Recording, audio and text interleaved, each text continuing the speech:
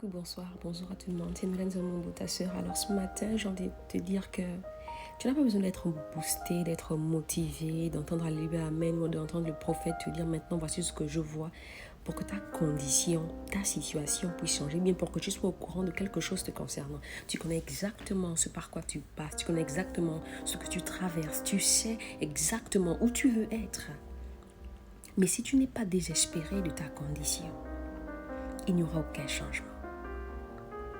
Arrête de te dire j'attends d'abord, je suis en train de prier, je suis en train de jeûner, je suis en train de le faire. J'ai envie de te dire ici qu'il y a des choses qui ne disparaissent pas ou qui ne changent pas par la prière ou la délivrance, mais qui ont besoin d'un peu plus, qui ont besoin d'associer la prière à la discipline. On regarde les personnes qui réussissent ou qui ont réussi et on se dit j'ai envie d'être là-bas. On veut être là-bas sans pourtant faire ce que ces personnes-là ont fait pour être là-bas. Vous savez ce que nous on voit, les voyages, les selfies, on voit les investissements, tout ce qu'on voit, ce sont les fruits de leur travail acharné. Ils ont décidé de faire quelque chose et Dieu les a rencontrés à mi-parcours. Dieu a dit à cet homme handicapé, veux-tu être guéri?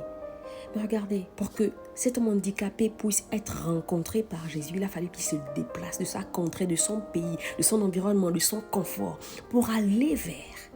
Il a sûrement entendu que là-bas, il y a une piscine, que les anges agitent. Et lorsque les anges agitent, si tu réussis à entrer dans la piscine, tu seras guéri. Cette femme, à la perte de sang, a entendu Jésus passer. Elle a su que Jésus est passé. Elle se dit, il faut que j'organise une stratégie pour toucher le pan de son vêtement.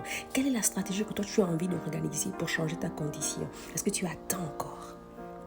J'ai envie de te dire, si tu n'es pas désespéré de ta condition, ça ne changera pas.